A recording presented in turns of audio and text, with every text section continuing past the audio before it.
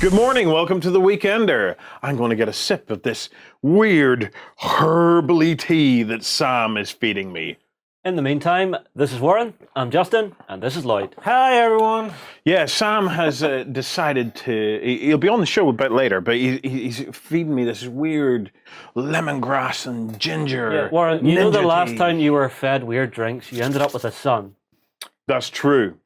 Yeah. Yes, my partner, she wanted a daughter. Justin fed me full of energy drinks, and we ended up with a son. Yep. That's science, baby. That's not made up. That is science. Right, we have a monstrous show to get through. I mean, we have absolutely tons. Even the first segment, we just have tons to recap on. So I'm going to kick off with some announcements, okay? Firstly, this Wednesday, okay, in a couple of days' time, Kunan is finishing. Okay, the Kickstarter. They have blown the game out of the water. What can you say other than, whew, bloody heck? All you can say is epic artwork. Yes, check. Epic minis. Check. Have we got any painted ones? Because there's been lots of new painted ones. Of course we have painted ones. Ah! Check, check, check. This is going to be awesome, and they've been doing insanely well on Kickstarter. I'm going to bring this one up as well. Oh, this is one you like. Trust you to pick that one. Guys, if you're after probably what is the one of the most epic adventure games of 2015, you have to get in on this Kickstarter.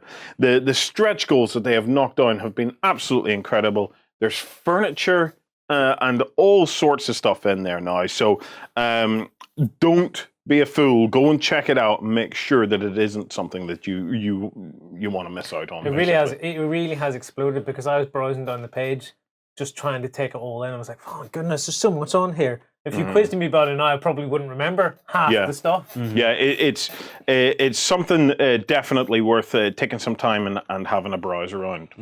Okay, Terminator Genesis. I had a live hangout with Alessio Cavatore a couple of weeks ago.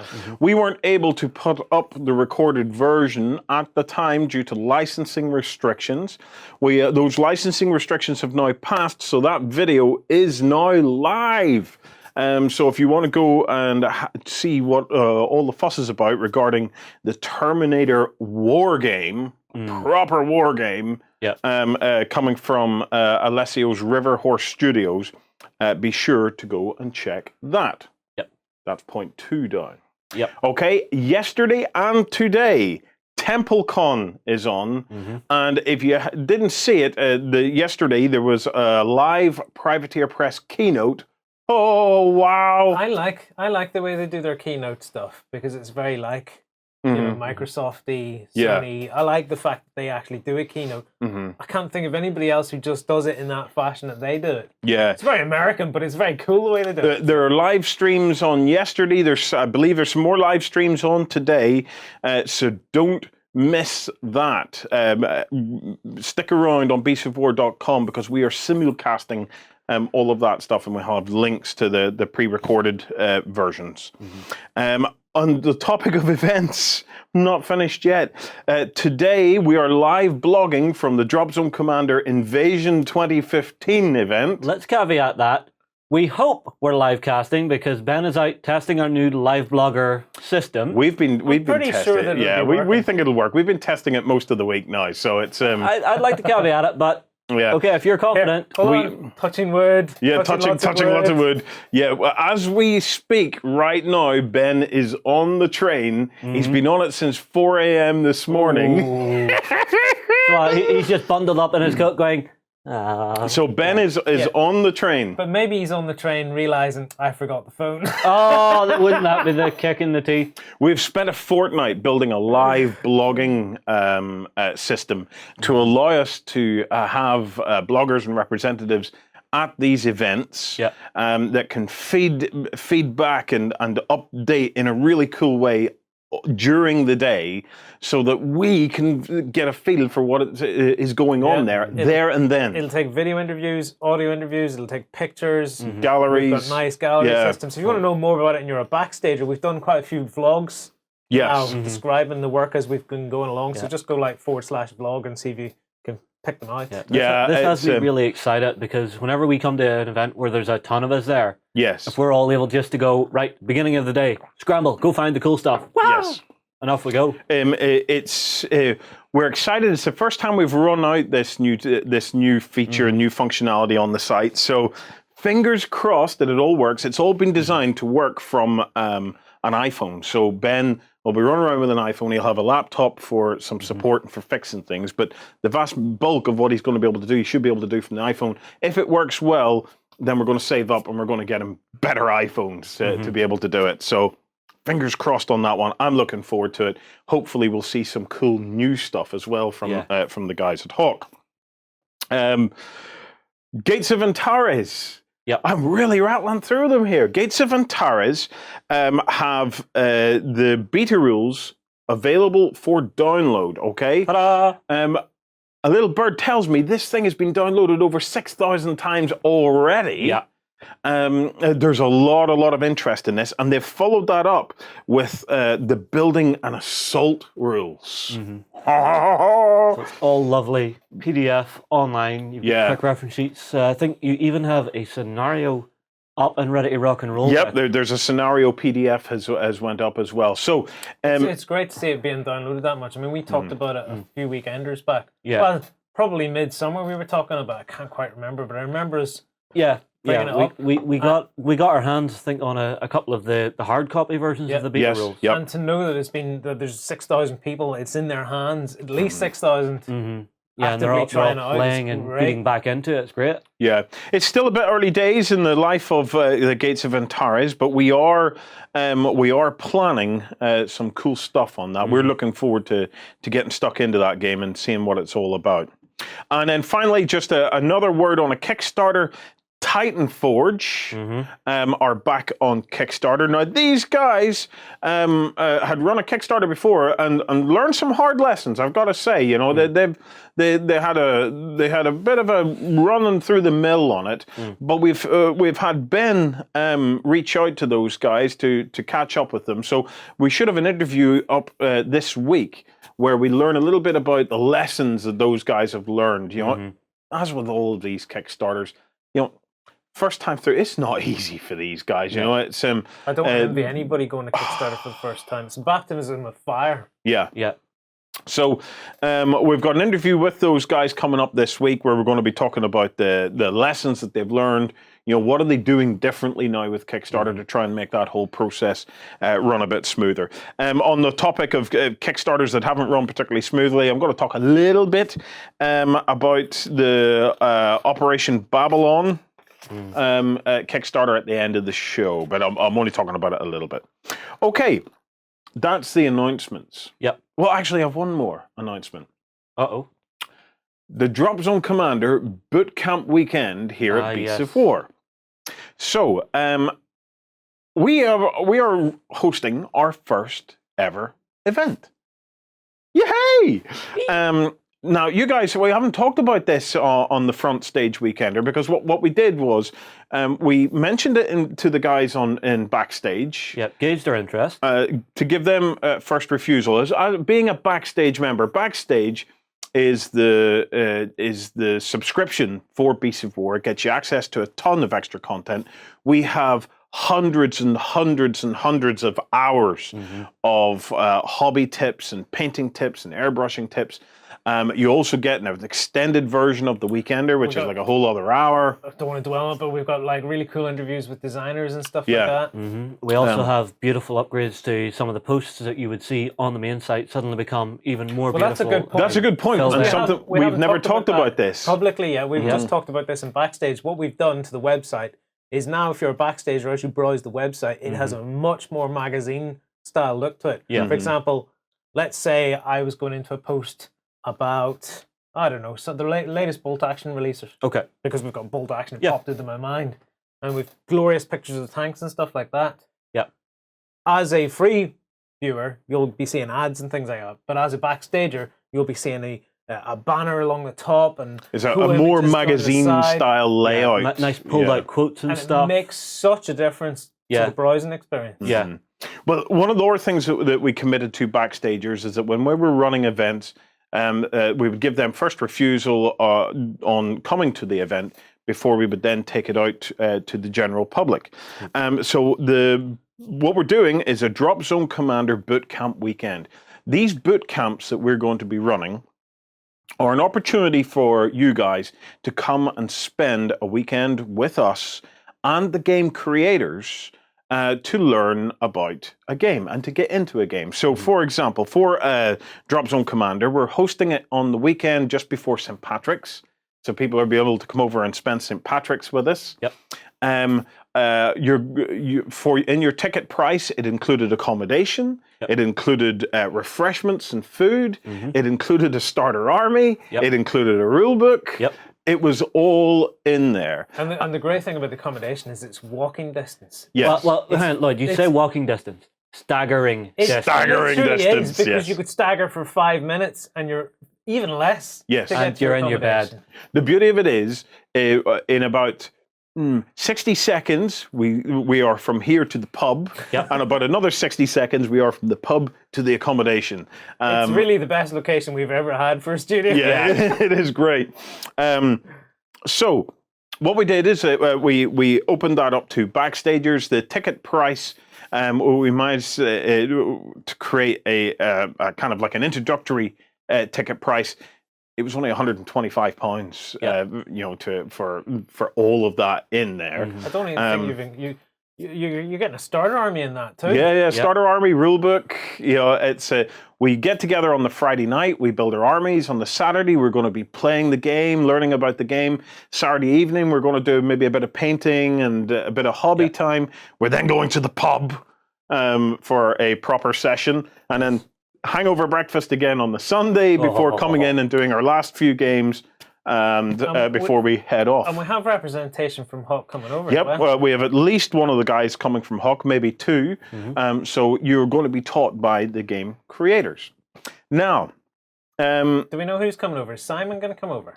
Simon is most certainly, I believe, one of them. Because if Simon's coming over, you know you're in for some really good gaming because he knows that game inside out. And Dave, testing all the time. And we may well have Dave as well. The evil genius behind it all. So the evil genius behind it all. So if you were ever looking to get into Dropzone Commander, that was the weekend to be on. That was the weekend. Yes, this is the point that I'm getting to. We put it to backstagers to give them first refusal on the tickets. We had about 20 places, 20 to 22 places. Yeah. And they all sold out. I think we managed to create one or two more places. At the point that you're watching this, we might have one place left. Okay? Oh. We might have one place left. So if you're interested at this stage, you don't need to be a backstager now to get that one place if we have it left. If we do have it left, there'll be a link in the show notes. If it's gone, I apologize, it's gone. But there's another really good reason to join Backstage because some early bird's going to snap it up. So suddenly we've broke the website again because 40,000 people just went, I want it! Someone somewhere is rolling out of their bed and just watching this on their iPad or something in bed going, I'm having that. Yeah. Well, if you do, you're the lucky one. We were surprised. We were surprised by the uptake of this. Events is something that we wanted to gradually build into the whole Beasts of War experience that we share with you guys. I didn't know whenever we launched this bootcamp idea just exactly how it would go, and we've been a little bit overwhelmed actually by how popular it is. Well, there's people coming from Canada.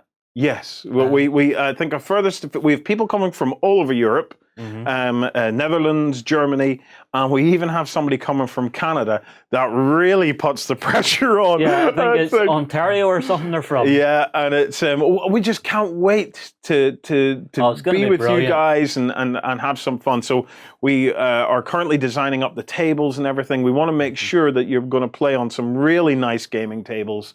And these boot camps are important to us. What we feel that this is the best way for us to be with you, for us all to get together at weekends and learn new games together and really enjoy it. And we're going to be doing some live blogging from that event as well. So if you weren't able to get to it, we are going to be live blogging about it and Yeah, but that's just terrible because those who are watching are just going to be sitting going, "Oh man, that looks so fun! I wish I'd made it." Right, not missing the next. I'm excited because it's not a tournament.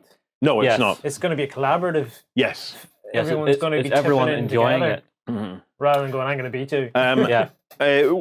We, like I said, we sold out within about 4 or 5 hours of putting it out. And within about 7 hours, we then got the confirmation of our next one. So I'm going to be announcing the dates and the details very soon, but I'm very proud and very pleased and very excited to announce that we are going to be hosting another Beasts of War bootcamp, and it's going to be for bolt action, baby. Yes. Do you know what's good about that? It's because we know how to make lots of terrain for that. Yes. Our hope is that whenever you come to the bolt action bootcamp weekend, you'll be playing on tables of this kind of style. Yeah. So it's we are pushing the boat out. We want this to be events like you've never experienced before. Yeah. We're still learning. We're trying our best. If you like it, we have some backstage videos and stuff called Hobby Lab that show you how to make most of what you see here as well. Now, based on what has happened before, now's probably a good time to consider joining backstage. We have a free trial that you can try out for, I think it's 7 days for the free trial. So maybe you fancy supporting Beast of War. Backstage is what allows us to pay the rent, to pay the power, to basically keep all this content flowing. Every piece of free content that you've viewed, or any time that you've used the website and browsed the content, it's because of the backstagers that is possible. And the backstagers allow us to have that degree of independence, that ability to stand up in the industry and basically just try and bring all the coolest stuff that's there directly to you. So Bolt Action Bootcamp will be in late May. I'm very excited about it. We'll be putting up details first, but as always, backstagers will get first refusal of that event. So if you want to learn more, come on over, join Backstage, and we'll be putting up details soon. Wow. That's a lot of stuff for the first... And let me just say that we don't have pricing for it yet, but it will be the same again. Accommodation will be included. Refreshments and food will be included. Starter army will be included. Rulebook will be included. And army book will be included. And representation from Warlord. And we will have the people from Warlord, and perhaps maybe even Mr. Priestley himself, who will be the ones that will be taking us through the game. Hold on. Here, put that on there, Justin. Oh, come on, really? Yes. If we don't have Rick Priestley... we will have his impersonator. We'll have his impersonator. How in the hell do you see out of these? This is... It's like I'm looking in two different directions. Look at me. I'm seeing time and bending space with these on. Wow. You definitely need to get some glasses, Justin. You look sexy as hell with glasses. Yeah, you do. Oh. You really suit them. Okay. Mercifully, my eyes haven't been screwed up by years of working at a PC just yet. Okay, we're going to take a very quick break. After the break, we're going to bring Sam on the show because we have a little bit of show and tell to do. The Myth is now moving to more releases and the next Kickstarter. I want to talk a little bit about that and show some stuff off. So we'll be right back after this.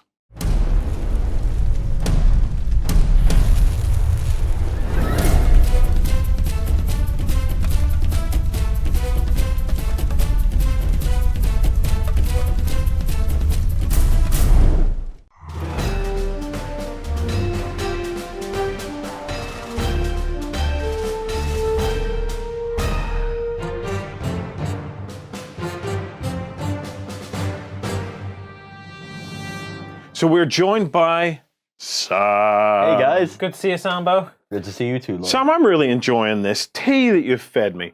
Oh, the lemon and ginger stuff, yeah. Yeah, it's making me feel like really ninja. But you're not supposed to put 2 tea bags in there. No, maybe that's why I'm feeling extra ninja. You doubly teabagged him. With lemon and ginger tea, quite possibly the most Western tea there is. Do you know what? I do feel a bit kung fu, and it reminds me of a story that broke this week, right? Of I believe it was a Tibetan monk, okay?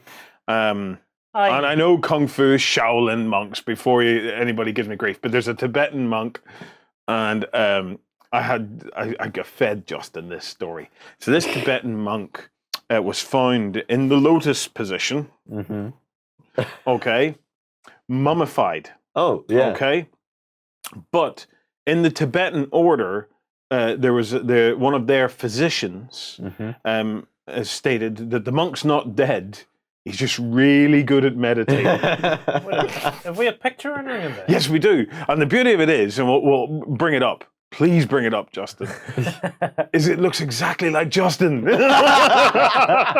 if we got Justin and airbrushed him, kind of like with some really dark weathering sprays or something like that, to make him look all decrepit and mummified. Yeah, it looks exactly like Justin. We could probably do that in the same day as we want to remake the Turin Shroud. We have way too many evil plans for poor Justin.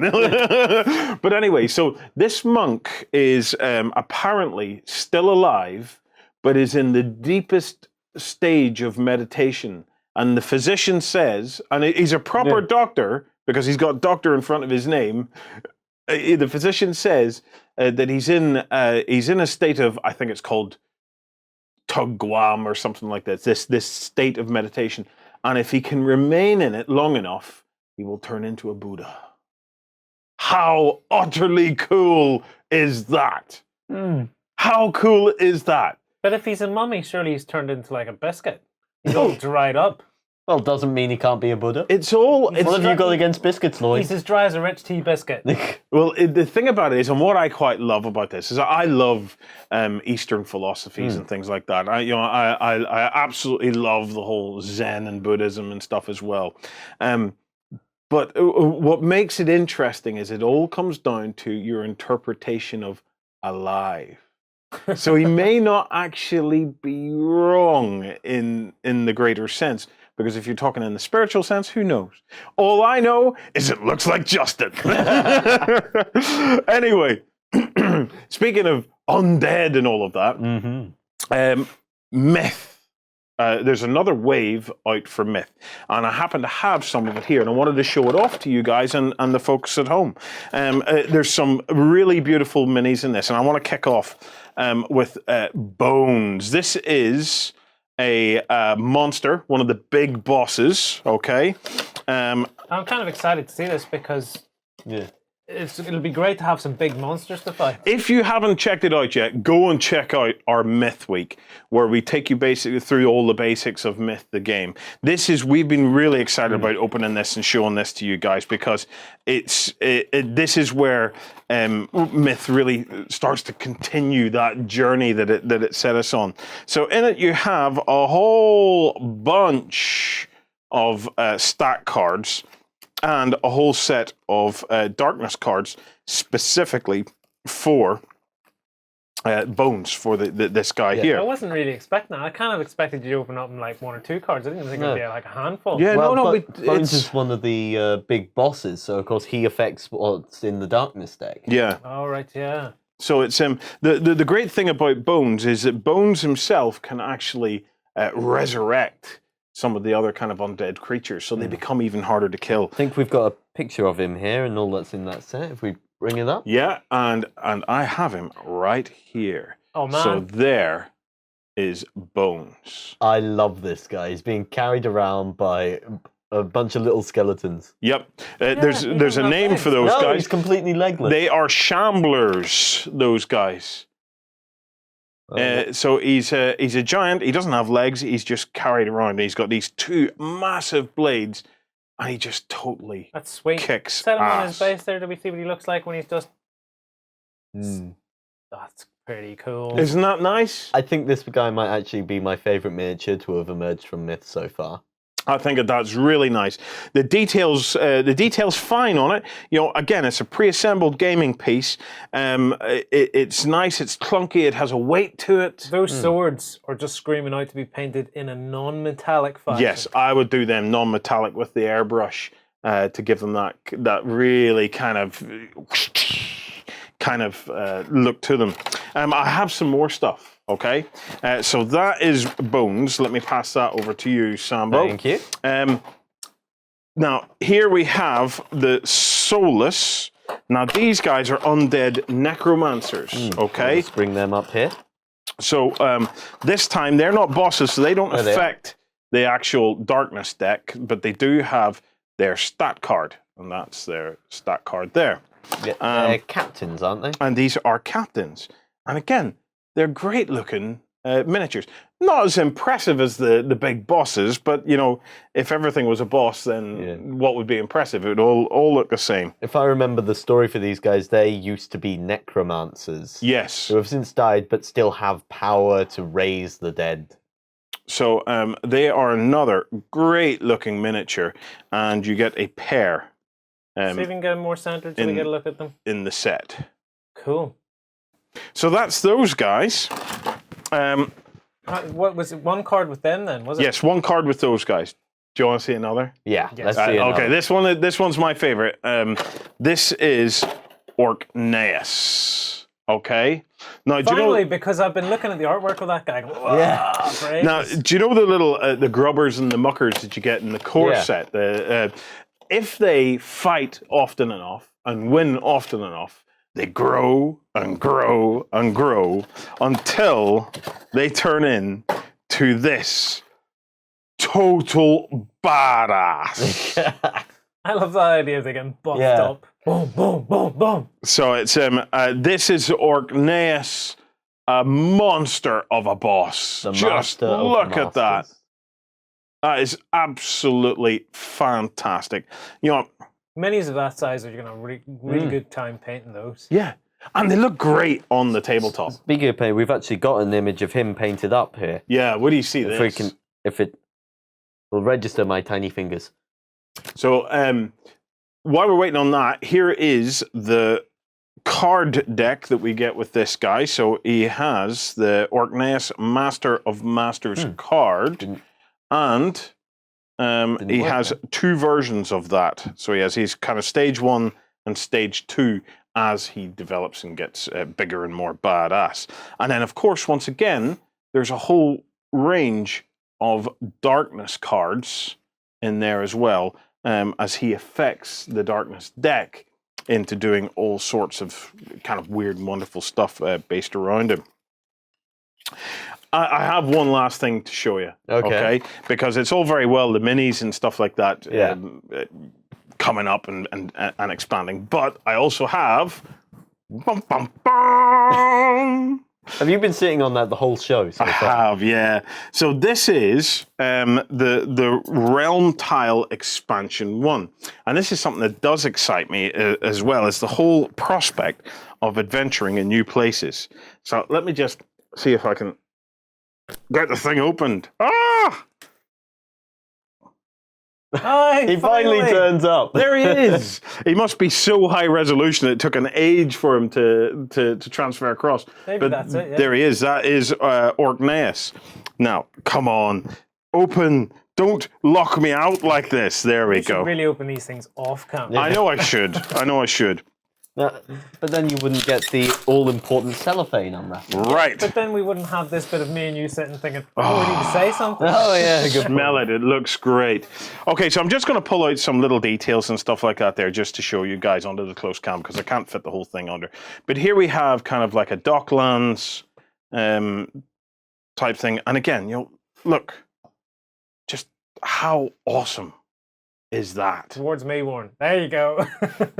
That is just so cool. Yeah. The artwork of the tiles is superb. And isn't it great? And of yeah. course they are double-sided. So, you know, if you are looking for a whole bunch of new environments to add to the thing that you can explore with your gaming group, these tile sets are a no-brainer as far as I'm concerned. You know, it's but I like that. Quality of them is absolutely spot on. They're one of the highlights of the whole Myth gaming engine for me, and it just, you know, the artwork, it does have that Fable-esque feel to it, and that's what really attracts me to it. And I'm looking forward to seeing where the whole game is going to head over the next course of 2015, because I can announce on the show this morning that the next Kickstarter is going to kick off in March. And the next the next Kickstarter is very, very close now, and it's going to basically be another series of expansions. I think 2 big expansion boxes for the Kickstarter, and we actually have a little bit of teaser artwork. Yeah, we do indeed. So the box, the box is called Shores of Canis, and I thought, oh, that sounds quite interesting. Yeah. And then we got some artwork. Sam's finger you must be like a dried out Tibetan monk that you've absolutely nothing that works. Yeah. So this guy here, there's the hero from it, is a hero with the rapier. All been well, we may even be able to show you guys some sculpt work on him, but at the very least we have some artwork for it. But as you guys know, for me, the heroes are the monsters. There's another picture in here. This is the one that I want to have a look at. Check this out. So this is what really brings up the whole concept of the Shores of Canis for me. These are some of the monsters. So we have the captain, the commander, and the boss, and it's Egyptian jackals. That's kind of cool. Isn't that really nice? Yeah, we've got a guy based on Horus up there as the commander. Yeah. And the boss, now that we've seen these bosses up close, you can really visualize in your mind what that one's going to be like. Again, the edges of those blades, non-metallics is the way you go on that. I love a little detail on the boss. He seems to have 2 canoptic jars hanging from his belt. Yes. Yep, he does. He does indeed. Really cool. So each expansion box is going to contain a new hero, new monsters, quests, items, and it'll also introduce a new monster type called commanders, okay? Because we've currently had captains and bosses. We're now going to have captains, commanders, and bosses. And each box is also going to contain journeyman hero cards, which will basically upgrade your novices from the Myth Standard game to be more buffed up characters to begin these games, so you're not having to start at that novice stage. So you're getting more of a feel of your hero advancing and the story progressing as you go on to this expansion. Absolutely. So I'm very excited to see where Myth goes. It's a great game. Yes. If you are going to get into it, make sure you do watch the themed week, because the rulebook as it currently stands is it's a fair piece of work. There's quite a bit of wading through it. Whereas if you watch the themed week, there's videos and stuff like that there where we try to explain it, and we explain all the different factions and things that are in it. So it'll help you ease across that. And as well as that, be sure to check out the thriving Myth community over on the Myth website, because they're creating all sorts of wonderful custom fan-made stuff. Like the cards we had on the Weekender a few episodes back. Like the cards we had on, that is just taking the game to a whole other level. So it's a great game if you're interested in expanding it so as that you and your gaming group can explore this. Definitely be prepared, because in early March, the Kickstarter's coming back. Right. Do you know what? I think I'm going to chuck the 3 of us out of the studio, because this week we have been filming a ton of bolt action. That's what this gaming table has been in for. We have Andrew Chesney from Warlord, who's been spending the week with us, filming some bolt action stuff. So I'm going to let Andrew join Justin and John to talk over some really interesting stuff that's happening in the world of bolt action. So, guys, we're going to take a break, and me, you, and you, we're going to clear out.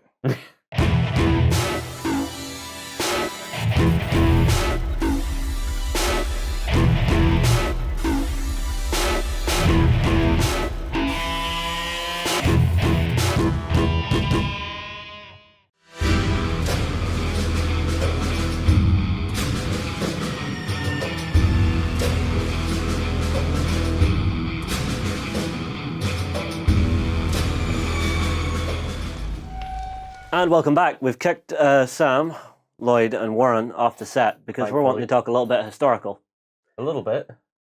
If John got his way, it'll be the rest of the night. Yeah, Yeah, it would be. Yeah, and Oriskani's just going to be sitting there with his John's notepad going, okay, page 596, done. Of things John got wrong. But no, honestly, we couldn't pass the chance up while we had Ches in the studio, and John's been lamenting this a little bit. We've got a sprue of the new Winter Russians in their winter uniform. So, John, I'm going to quickly put these under close camera for everyone to have a gander at. They'll already have seen them in a previous weekender, but can you tell me a little bit about the actual uniform and what we're seeing here that's different to the summer uniform? Well, to be fair, I mean, the winter uniform and the summer uniform were more or less the same cut of material. They were more or less made out of the same stuff. Yeah. The only difference is that the winter uniforms were blanket, where they actually just look like a bed blanket that's been cut into the shape of a uniform. Right. They're made from, I believe it's wool or cotton rather than wool. Really? Because wool had less heat retention than cotton. Okay. You learn something new every day. There we go. Oh, there you go. Yeah. There was a documentary that showed the difference between a Russian uniform and a German winter uniform, and the wool uniform of the German had less heat retention, so the guys cooled down quicker and obviously got hypothermia and stuff. Ah, a lot see. easier. So this kept the Germans fighting harder for longer. This kept the Russians fighting harder for longer. Yes, that's what I said, didn't I? Did you say Germans? I thought I said Russians. Germans. Guys, step It back doesn't and have a look. But no, I'm loving the details on here because you've got the guys with the Inshankas on, you've got guys with scarves up around their faces, and you have the ever customary Molotov cocktail. Absolutely. Of course. Because why wouldn't you? Used to keep your hand warm and blow up tanks. No, it's just, the fire went out. Sergei, Molotov. Skidoo. There's always that one guy in the back of the pack holding one ready to throw all the time. Yeah. No, you see, he's the guy. At the end of the day, when they're setting up camp, it's just like, right, we need a fire. Aha! My time has come. And somebody else is there drinking it. Yeah, But no, most Molotov cocktails are 70% vodka. Yes! That's a waste of good vodka. Oh. But no, beautiful little set of sprues. Ches, do you have any idea when we could expect to see these up and ready for orders? Absolutely. The first batch of pre-orders, I think there was a couple of hundred box sets, have already gone out as we speak. Oh, right. So they'll be landing on people's doorsteps this morning. That'll be very nice. They'll be opening up all these boxes. It's 40 guys of fantastic, new goodness. Incredible detail, and honestly, it's been designed so that you're not having to change your weapon sprue. Yeah, so exactly. if you're a Soviet player and you've got spare weapons lying around that you want to start mixing into these winter squads, very, very handy. You're going to get the Soviet weapon sprues in there as well, but it means you can really double up and use all, like say, all those leftover ones in there. Oh yeah. But, they really do look like a different squad of men. I know it sounds obvious, but the coats on them take away all the two-piece uniform look of a squad that we normally see on the summer uniforms. Yeah. And then obviously you have all these huge, fantastically iconic fur hats, and all of a sudden you've got these squads of men that can't be anything other than winter soldiers. Yeah. So really looking forward to getting my hands on some of those. Right. So where would we have maybe seen these guys fighting, John? Because you're the history buff here. You know sort of when and where we would have seen them. Looking at me expectantly as well. I see that. Yeah. You like talking about this kind of stuff. It's great. Well, you'll know through your movie history that you'll see the likes of Stalingrad and stuff like that was mostly fought during the winter. Yeah. Or the sort of mostly the winter period. As we always draw back to Enemy at the Gates with Jude Law. Absolutely. A lot of winter uniform there. There was like 2 or 3 winters that Russia fought during the Second World War. Okay, and, fair enough. Every time one came around, they'd put this stuff on. So well, there's actually a question that Warren had that I wasn't really sure about answering. Whenever it came to winter, would there have been enough of a shortage of this winter uniform that you could actually have mixed summer and winter troops? So say I'm a player, I've built my army, they're all in summer garb.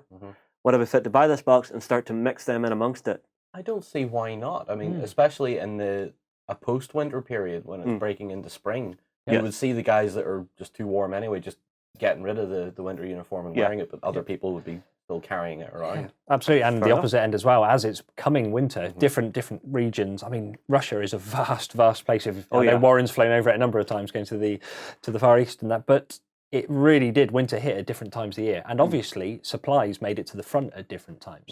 So you would have had guys that would have had winter uniform and they would have been sent to the front.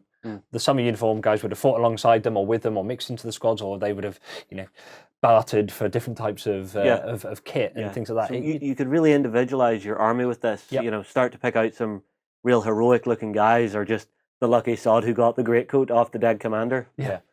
And there's bound to be one guy in the height of summer that's still wearing his huge, thick coat because he doesn't want to let go of it, because if he does, then he's not going to get another one for the next winter. So he's going to wear it all through the summer. Yeah, that's fair enough. On top of that, we have the Ostfront book, which is taking you from Barbarossa to Berlin. Barbossa? The pirate? Whoops. You mean Barbarossa? Barbarossa. My apologies to everyone historical out there who just went, no, Barbarossa to Berlin. John, this is your part of the show. This is historical fact. What am I looking at here? You're looking at a book that covers the entire Eastern Front from beginning to end. Okay. So Operation Barbarossa is the Germans' first push into Russia. Yep. And obviously to Berlin is the Russians pushing the Germans back home again. Yeah. So, pretty much. Well, hang on, what happened just before Barbarossa? What were the Germans up to? What's led up to this? What were the Germans up to? They were up to all sorts of They were up silly to, well, things. up until Barbarossa, the Germans still had a treaty with Russia. They'd signed as allies Right. in the 30s, and so they'd actually been kind of this uneasy peace, an uneasy truce. And it was obviously on the cards that it was all going to fall down. I think that the Germans took the initiative all through Blitzkrieg and into North Africa. The Germans were really pushing on all the other fronts. It was only a matter of time that was going to break down on that front as well. I mean, the only thing that really benefited Russia from this whole pact that they had was that they divided up Poland in 1939. Right. And then, what was it, Russia went off and attacked Finland. Yeah, the Russians did quite a lot of attacking of their own, but yeah, it's they got a bloody nose in Finland for definite. But right. Yeah, it's a pretty tough I think war. I've heard Warren mention the Finns as being crazy, crazy guys who were just hopped up on God knows what, going, aha, no Russia, just no. I think, to be fair, and I know a few Finnish friends that would probably back me up on this, that just said Finland out-crazied Russia.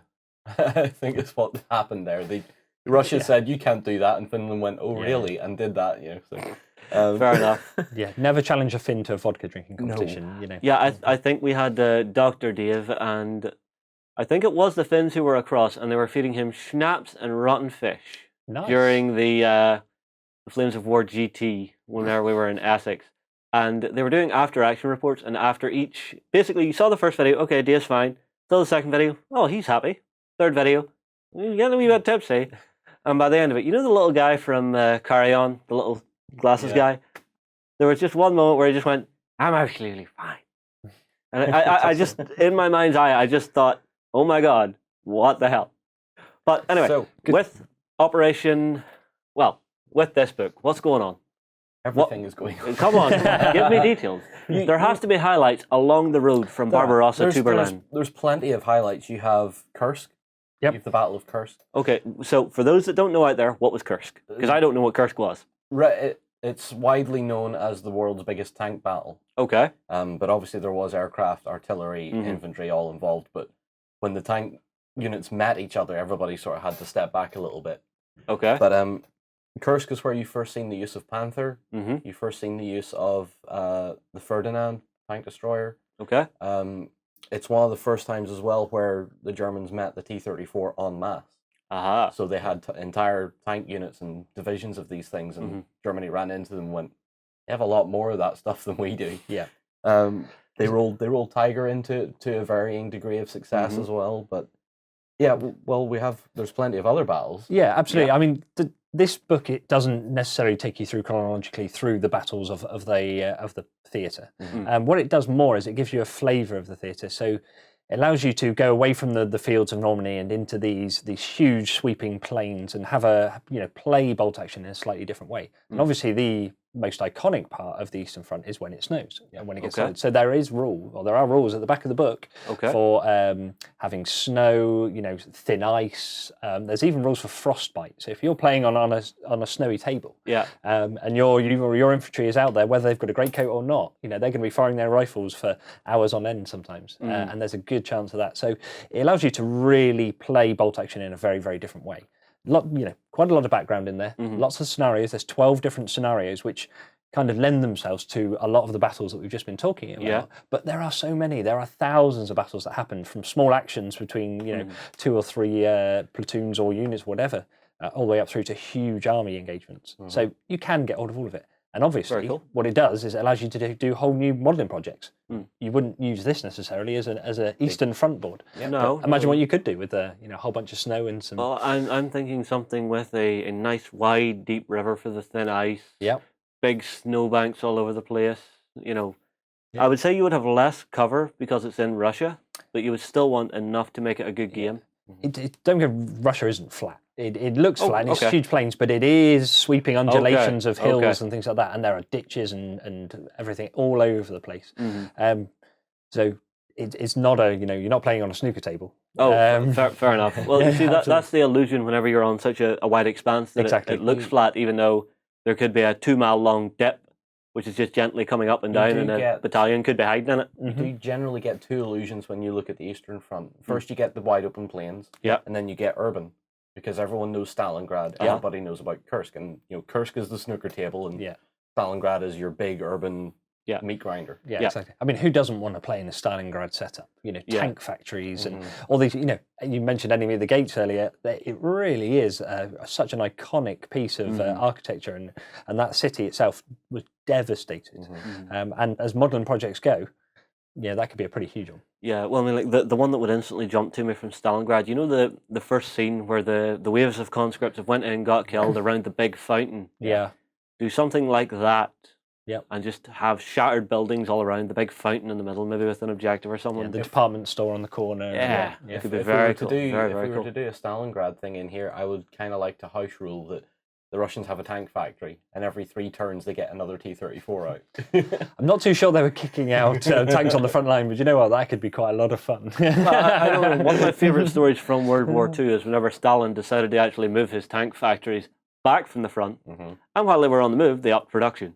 Wow. Yeah, as factories were being dismantled and moved into, was it Siberia they went to? Something like that, Like that.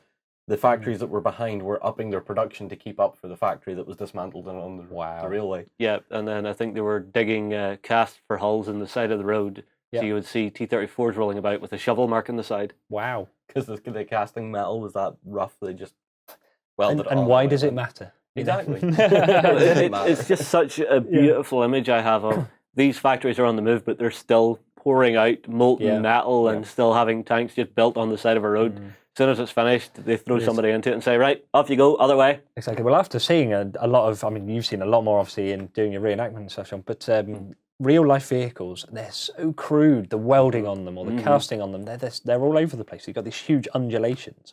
Makes me think that the plastic kits are actually, too crisp. When you go to a museum, and you look at something like a Panther or any German piece of armour, the lines are gorgeous. There's barely a weld bead out of sync. There's barely anything wrong with it. You go and you look at a Russian thing, and you'd swear if you sneezed on it, something would fall off, or something is rusted through, or is leaking oil, or something like that. And all the Russian stuff is some of the hardest wearing stuff I've ever seen. I mean, you showed me a tank. I think it was a JS2 or 3 on a plinth that they started. Yeah, they got a battery and poured some diesel into it, and away it went. Wow. Yeah, it had been sat for 30, 40 years. Yeah, something like that, and they just got it running. There was another one where it was an ISU 152 that was just sat in someone's field. They were out at it for a few hours, fair enough, but they got this thing running and to drive itself onto a flatbed after it had been bedded into the muck and dirt for however many years. It was ridiculous. To be fair, the best example of that I seen at T-34 at the War and Peace show in Kent. And the guy had bought it, he'd owned it for 20 years. Yeah. And he'd bought it straight out of ex-Army Reserve. And has never maintained it, has never changed anything, and never changed the oil, only put new fuel in it, occasionally changed the batteries. This thing is running like a ragged piece of crap, but it's still running. Right.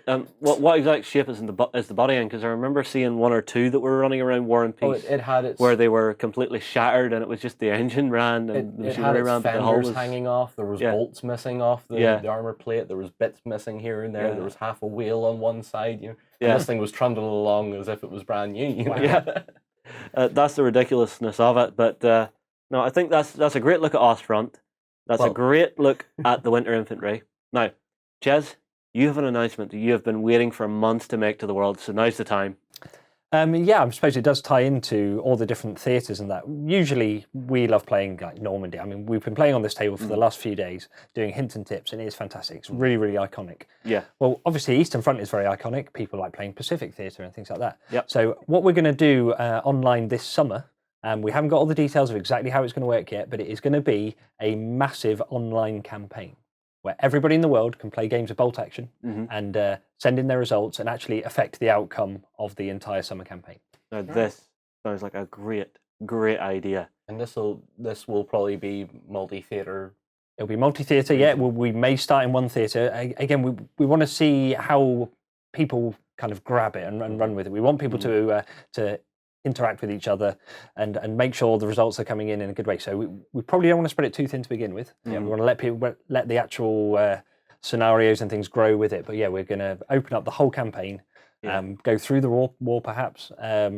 So yeah, it's really interesting. We're throwing around ideas all the time in the office. We don't want to make it too big, but we are building the engine ourselves for this. Yeah. So there's a couple of guys, Graham and Andy, are working tirelessly on it, and it will be fantastic. Well, whenever it finally comes out, John, you and me and Warren are going to have to feed into it, and Lloyd, if we've managed to drag him into that point, because I've seen him.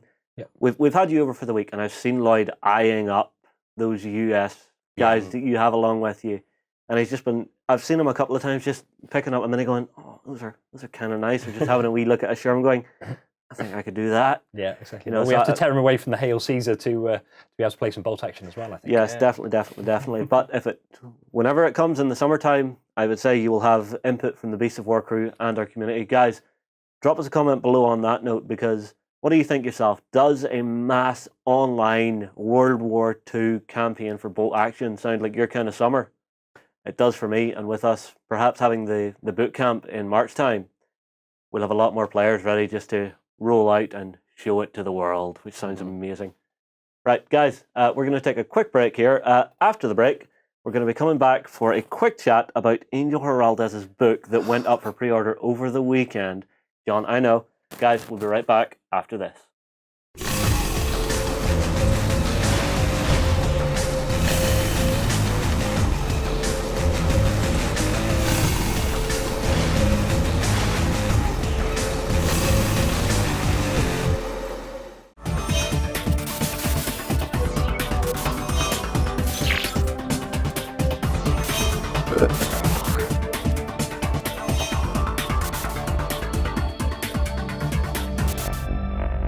Tell you what, that whole online campaign, worldwide campaign thing sounds awesome. It's going to be a lot of fun, definitely.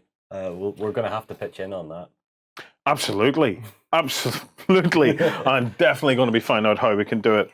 Well, that pretty much brings us to the end of the show. But before we go, it's been a week. It's been a week of what would you scandal. It's not really scandal, but very big word, it's there's been. For me, it's been a week of annoyance. Yeah, there's been a lot of annoyance about this. So I'm going to kick off with Angel Giraldez's book selling out in, was it 30 seconds?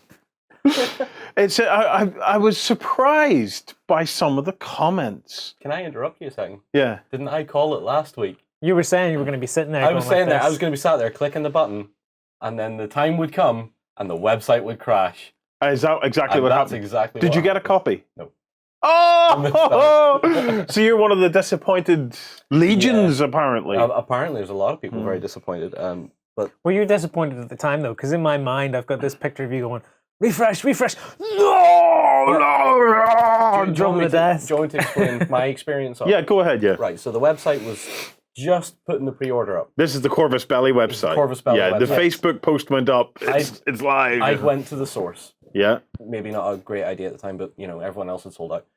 I refreshed the page. It came up and said pre-order now, and I went brilliant. Press the pre-order button. The cart went from the cart is empty to the cart is empty. And I went, that can't be right. So I clicked it again. Cart is empty, and then furiously for 15 seconds. And then nothing. Then so you broke the site then? No. It was John's fault. Well, you did say we were going to break the site. So you decided to do that on your own, didn't you? On my own, yes. So when I realized the cart wasn't working right, I thought I'll refresh the page. So refresh the page, nothing. Didn't reload at all. So So I sat back, went to the Facebook post, read the comments, and someone said, they've sent out an email, they know the issue with the cart, they're dealing with it now, they'll let us know when it's up and running. I went, fine, waited 5 minutes, refreshed the page, still came up with the pre-order button, pressed it again, cart is still empty, and I went, well, it must be gone by now. It's been 15 minutes, it's gone. Yeah. And eventually it came up and just said out of stock. And I went, this sounds extremely... Are you telling us right? Because this sounds extremely calm, John. I'm more expecting... I expect... I expect John full-on rage. A big long fudge. And do you know what? You wouldn't have been alone because judging by the comments that came in, some were really scathing. Oh, this is like the ultimate Corvus Belli PR disaster, and it's like, come on, I think I was laying it on a bit thick. I want to put this. If something sells out like that, how is that ever a PR disaster? I want to reach out to some of you guys that are disappointed, okay? Because I actually know a little bit about the background of this book because we spent some time with Angel Giraldez while we were over in Granada last year, and I want to try and put this into perspective. That this is not a Corvus Belli project. This was Angel's own project. The guy has been saving for the last couple of years to specifically do this on his own. He's worked 10 years. He's been working and practicing and perfecting his technique so that he could do this. The last year and a half, he's been learning English and been going to English tutors, learning how to write English, and he's practicing constantly his English. The fella has worked so hard to bring this project to fruition, and he funded it himself.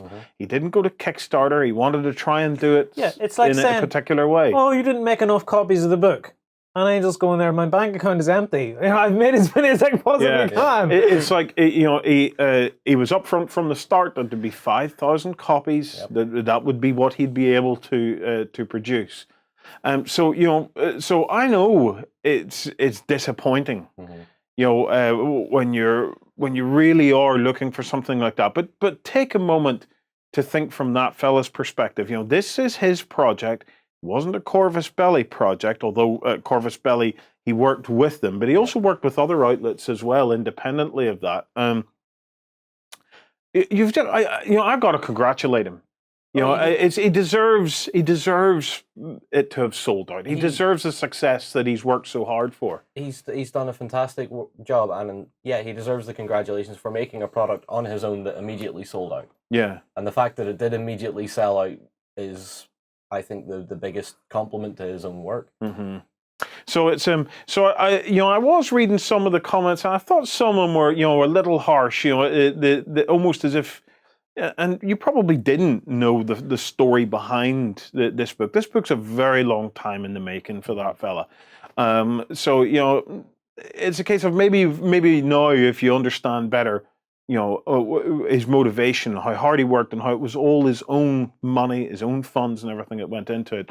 Maybe you'll understand a bit better that it was unavoidable. It was unavoidable. The only way it would have been avoidable is if it hadn't been popular and hadn't sold out. And I wouldn't have wished that on the fella because he has worked so hard to do it. So that's where criticism has been going in that I felt was wholly unjustified. It's but I'm looking forward to seeing where he goes next. It's and this is volume 1, isn't it? Well, this is volume 1, and we're working with Angel, and we hope to have some more content and stuff coming up very soon from Angel, because we'd like to support him and see where he can go with this. He's worked very hard, and speaking from a personal point of view, he's a lovely guy. He's a lovely guy, and I believe he deserves all the success he can get. So I'm kind of grinning though, because volume 2 will go out and I'll be clicking there. So we'll have to wait and see. However, that on the subject of kind of like PR disasters, Operation Babylon. Right, so this has annoyed me. Yes, it's so I have been inundated by emails for quite some time now. People email me about the whole issue that has blown up around the Dust Kickstarter. It seems that Dust Studios and Battlefront have had a falling out. I'm going to preempt this, but with Lloyd in saying I am absolutely gutted by this. That's why I'm annoyed. I'm not annoyed that they fell out. I'm annoyed that they couldn't sort it out privately among themselves, because something like this just reflects badly on Dust the game. For example, at the weekend I was playing it with a guy in here, Julian, who'd never played it before. Half an hour. 30 minutes. I had him playing. That was all it took. Loving it. Yeah. Loving it to the point where, I'm going to get one of these starter sets, and I'm sitting thinking, It's, you know what, it's, these things, you feel a level of embarrassment for all the parties that are involved. We've been fortunate enough to work with both Battlefront and work with Dust Studio. We've seen how committed both of them were to Dust the game. I cannot fault the commitment that both of those companies had to that game, because you can see it in the new rule book and all that, and the fact. And we spoke to them, and we'd been speaking to Battlefront, and we'd been speaking to Dust. We met with the guys from Dust. We filmed with them. And the amount of guys, right? We were in Battlefront's place in England. The amount of guys sitting there with loads of Dust stuff, painted up on their desk, all loving it. All the employees were all playing Dust and stuff like that. Those guys were really, really committed to that project. Now, there's a lot being published about this at the moment, okay? I've tentatively spoken with both companies, and our position on this, as it currently stands, is, for God's sake, guys, sort it out. Get together and sort it out. Because I am really, really gutted for the game. I felt that Dust was one of the most promising games in the marketplace, for reasons that myself and Lloyd and the rest of the team have been exuding about on the show for the last God knows how many months. It's a game that deserves its chance. It deserves its chance to build an amazing, fantastic community. It's really got a lot of traction in it. Yep. For example, some of the guys have spent like $700, possibly more, on orders on this Kickstarter. Yeah. Well, there's a lot of invested players who really, really like it. And in Australia, there's a big following as well. Yeah, well, this is the other point I want to get to is, the game deserves it, guys. So, get together, sort it out. It's all, one side is doing an awful lot of publicity on it. The other side, for the same understandable reasons, is not doing it, because the bigger you get as a company, the less you will say publicly. Yeah. That's just how it works, guys. So, but both of you will just get together and sort it out, because the game deserves it. That's number one. Number two, those backers deserve it. They deserve for this to be sorted out. They deserve to get their stuff. They deserve to be overwhelmed by how cool it is, so that they then go out and make this game a success. Whether you end up working together after it or not, that's up to you guys. See if you can sort it out. But that game deserves it, and those backers deserve it. And it does deserve it, though. I mean, it's shaping up to be a really good hobby. Yeah. I mean, the amount of times I've been talking to guys and they're like, I'm going to Dustify that. Yes. I'm going to Dustify this. Mm-hmm. And it's, we know that there's a lot of background to this whole thing, okay? I've been reading up on some of the stuff that's written. A lot of it, I think, is utter nonsense. I think that there's things and issues that have cropped up that haven't been written about. But do you know what? It doesn't matter, because it's between those two companies to get together to sort out the issues and the challenges that the game faces and that each company faces as a result of their involvement in the game. Yep. Get together, get a third-party mediator in, sign up beforehand that the mediator makes the decision, and that you will sign up to whatever decision he comes up with. Because mediation is not meeting together, making demands of each other, and then walking away. Mediation is when you have a third independent party who understands that you're not right, there'll be something in between here and here, and whatever I decide, you both have signed up to doing, okay? I would love it if both companies could take a breath, draw back, and possibly even get to the stage where they could even take this forward. Because, business is a funny thing. Businesses fall out, businesses have personalities that clash, but sometimes business is just business, and you have the opportunity to settle down, lay it all back, find a way forward, and make the thing work. Because I'm concerned that there's no other option.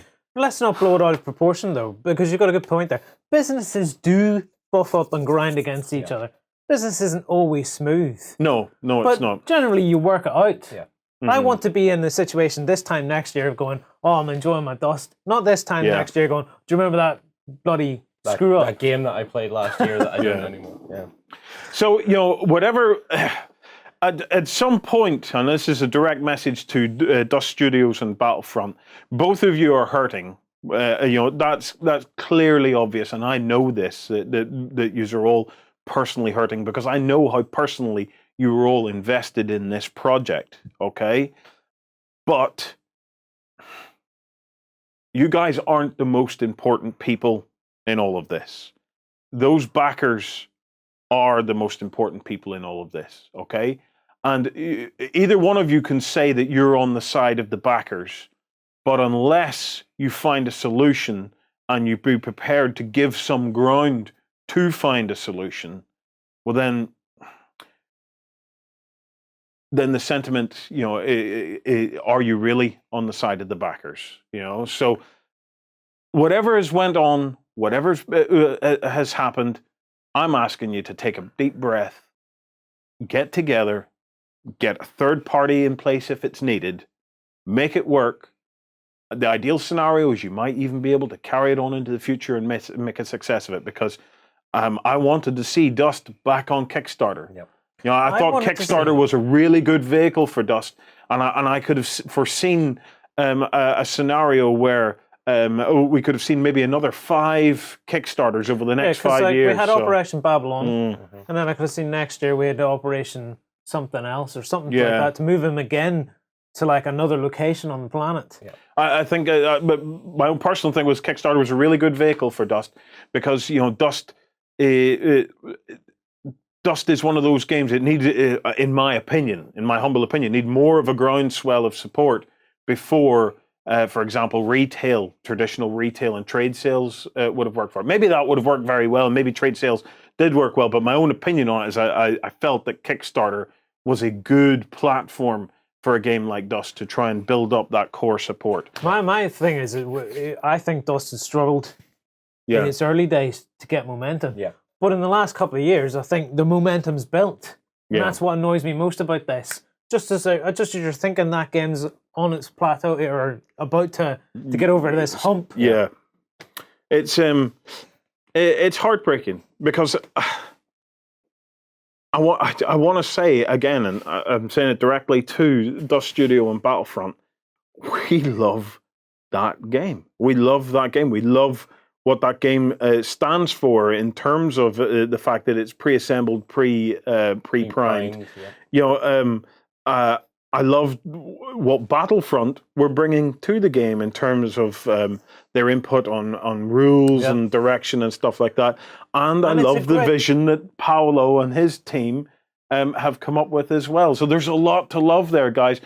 And if you're into bold action on World War II games, it's a great companion because you can reuse all your scenery. Yeah.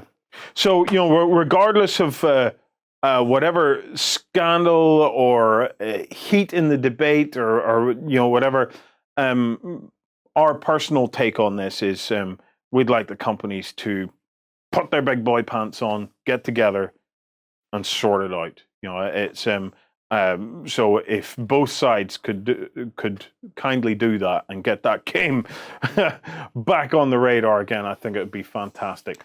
Yep, and I'm planning on playing it again this weekend or next weekend. Yeah, I'm not going to stop playing that game. Yeah. It's anyway. That about wraps it up. So all that's left to say is come across and join backstage. And we will be talking more tomorrow morning on the XLBS. That's the extra long backstage version of this show. We're going to be talking about a whole lot of hobby stuff we've been doing, some stuff about Warhammer Quest. And we've got Ches back in because Ches has his own miniatures company that he's working on. So we're going to get Ches to talk us through some of the historicals and whatnot. I'm interested in that because of the Roman stuff that I was talking about last week. I'll maybe pick his brain a little. Everyone jumped on you for that as well. They all love you now. And by becoming a backstager, you will get first option at that Bolt Action bootcamp weekend where you can come and spend some time with us in late May and have a really, really great weekend. Finally, stay tuned for Monday. There's big news breaking, but I ain't telling you what it is. See you next week, guys.